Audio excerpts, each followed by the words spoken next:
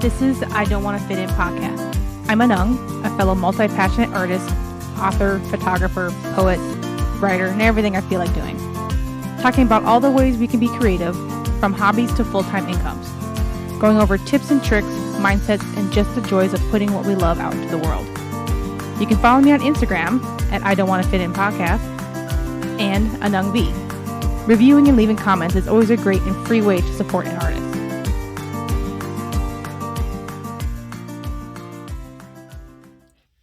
This is part 2 of what we take from art. So the first one, of course, kind of more of a general thing about what art is and how it's important to us. And this one, part 2, is I want to specifically talk about music because, everyone says music is universal. It doesn't matter on language, doesn't matter where it came from. Certain ones just speak to certain people. And the thing is, I'm very eclectic when it comes to what I listen to. I grew up with punk rock. I grew up with classical. I listen to Japanese music, especially when the stuff I listened to came from the animes that I watched. But each thing that I picked has definitely shaped part of me. They were there for part of important pieces of my life. Listening to certain music or certain songs can bring back memories. It can bring up certain emotions for you. There is a piano piece that was made for Final Fantasy X. I think it's called Colors and Lights. I can't remember it. I have that one. I downloaded that one because I absolutely love that song. And every once in a while, when I just want to feel a certain way, I want to just have that release of energy. I love listening to that song. But there's also certain artists that, for me, have at least transcend time for me. I once I started liking them, I've always have, and they've always been a part of important parts of my life. And the thing is it just energy, music gives you energy. It makes you feel about things. How many of us have actually just sat in our rooms cleaning or doing chores and everything else, listening to music or dancing around our rooms as a kid or with family members? Music just brings so much of us together. It's something that connects us all. And I like to talk about just the 4 main ones that I know have specifically changed with me, gave me so much energy that they were so important to me. And these are specific artists. And I'm going to start with Taylor Swift. Yes, people can think that's a basic thing. I don't fucking care. She has been, her first song that I loved was Teardrops on My Guitar, which, God, when it came out, I was in junior high school. I can't remember all of a sudden, but I was still pretty decently young. And I feel because me and her actually were pretty close in age. We're only a few years apart. That her growing up and her growing into her music and everything else really paralleled mine. Though we had very different paths. She was able to find her creativity and her artistry very early. And I didn't date until, literally I didn't start dating until I was 22. So but I still felt the same emotions. I still felt I had the same feelings about having crushes, the betrayals of friends, just all these different things. And her lyricism just always caught me. It always, it always just felt right to what I was feeling and how I was living my life and everything else. She was definitely, her music was definitely for the everyday, as well as for the important moments in their lives. And the thing is, she grew up in the limelight. She allowed her music to grow with her and everything else. And the thing is, being famous is not forgiving at all. And I definitely applaud her for the best that she could do with growing in that and overcoming all the horrible things that kind of happened to her and everything else. And I have honestly never had an album of hers that I did not like. And my thing is, I'm not an avid fan of really anybody. That I don't have every single one of her albums. I have some singles and I have a good chunk of their albums, but these last few years when she did her re-recordings and her newer stuff, I loved it. She's definitely kind of came into herself, and as her coming into an adult, it feels very again, paralleled for me with growing up and just finding who you are and finding love or finding the things that just make you you. And I've absolutely, everything about her work has always just grew with me from when I was younger till now. And I feel like it will as long as she still makes music. Another one is Evanescence. Now, that one's a little different. I started listening to them actually, strange enough, my brother listened to them first in, I feel like it was junior high. Yeah. And something about that music. I loved that kind of alternative rock, punk rock. Like I was, that kind of was my kind of my thing, which is very strange because at the exact same time I had like the pop stuff, but I also had like the emo stuff. Believe me, my fashion was all over the place and I never fit into any group. But that definitely emulated the angst and the emotional roller coaster that I went through in my teen years, especially. But I finally got to go to a concert with them. It was Evanescence and Hailstorm, and it was everything that I always hoped it to be. And the thing is, I've been to a lot of rock concerts and everything else, but I loved it. I was so excited and so happy that I got to go, because I still listen to a lot of their music. I still like Bring Me to Life, even though that was like their first big like mainstream song.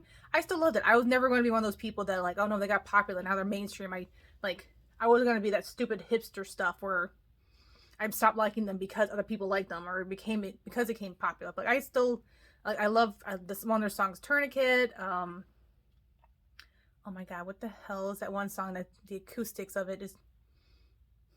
I'll remember later. But it honestly, it helped because I love classical music. I love pianos. Pianos are kind of one thing that I absolutely love. And Amy Lee, the lead singer in there, is actually a classically trained pianist. And so they put that in a lot of their work. And I absolutely love it. It just resonates with me. But also when I have like such strong emotions sometimes, or I want to release a lot of like my anger or anything else, that's the music that I go to. And I still listen to it to this day. Now going to a completely different area, like Blackpink. Blackpink was, strangely enough, came into my life. Like, sadly, they don't make as much music as I think they should have so far in how long they've been out. But I feel like with their music kind of came into my life when I needed it. Like, it had times when it was kind of just being, like, just whatever the message was kind of hit with me. Like, the one that always stands out to me, and it's what I tell people the most, is that when I was debating on breaking up and getting a divorce, like, Kill This Love came out at that time. And it definitely gave me the strength. It gave me a bit more of a drive to actually take that step. Because, of course, it was hard. Like, at that point, I was with the guy for, God, 8 or 9 years by the time, when we finally ended it, it was before 10 years of us being together. So it was it's a big step. And that actually gave me the strength for a lot of the hard decisions I had to do about getting the divorce, about being on my own, about the heartbreak, and just, yeah, sometimes being with someone is going to be hard and it's not going to work out and it's going to suck. And that kind of gave me, even though it's a simple song, it's a banger kind of thing, it still gave me what I needed at the time. And of course, I'm gonna have to jump into this. I mean, if you see in the video, I am wearing a BTS merch sweatshirt. It's very subtle because you only have just one little symbol on there on the front, so it's not like I'm not very loud when it comes to what I love, I mean, especially when it comes to like those kind of things. Like, yeah, people know I love dogs. People know I love reading. Like, that's kind of a simple thing. It's a little hard to attack that. But I feel like, because I started liking them both, Blackpink and BTS, around the same time. I started with Blackpink. They started me into K-pop. I was already in a lot of, like, I'm half Asian, so me getting into other Asian media and stuff like that, it's not a new thing. I've watched anime and read manga since I was in middle school. I know a lot of stuff from like Thailand and Vietnam and everything else because my dad he's Lao. I'm half Lao, so I see that stuff all the time. And so being around all that stuff is it's not a new thing for me. And I love K-dramas and stuff like that. I've loved that stuff for years. It's finally just become a bigger thing. But I didn't become like a full-on fan for BTS until probably like 6 or 7 months after Blackpink. Like I got into it because I love watching music videos, so or the dance videos. So I love watching the practices. I love seeing like the performances. And so I would just go down a few times at that point, going down a YouTube rabbit hole where I was watching a lot of stuff from Blackpink, and then they would recommend some of theirs. And fell in love with that stuff. But it took me a little while to be like really into the music. I listened to it. I found a few songs that I loved. But it was pretty much when like Idol came out. For me, BTS was more of like a happy pill. Like they were there to kind of help build me back up. Because they've gone through a lot of like really good times in their lives when they really want to help. And they want to be, I mean, not to say like 100% political, but they have drive to want people to be happy with themselves. They have the Love Yourself campaign. They did stuff with the UN. Like, they actually push for that stuff. And I feel like with their music, that gave me, in little moments, I feel like theirs was a little less of like a big change. Well, when I was kind of just, at times when I was feeling down or I was just listless and just not sure what I wanted to do with my life, listening to their music kind of gave me, I guess, a little more content, a little more just even ground to be on, because there are certain times, certain of their music, yeah, I related to with the feelings in there or just some of the wording that it just gave me something a little more comforting in my everyday.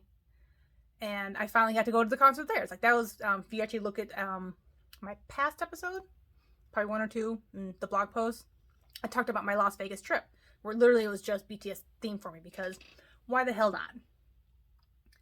And honestly, it was just the community, I feel like, more with being ARMY is definitely a lot more than, that's a very different thing than in America. Like, being a Taylor Swift fan, but Swiftie, is, unless you go to very specific places or like really search for it online, you can find other people, but there's no like centralized place. Like, I feel like, especially when it comes to Asian like media, and especially like their music industry and everything else, they are masters to marketing. They are really big at building stuff, so people just consume all their content, and they are really freaking smart about getting people into like just the videos they do, not just their music, not just their merch, but there's so much more to it. And I feel like that gives more of a community, but also just, I have more things to have entertainment.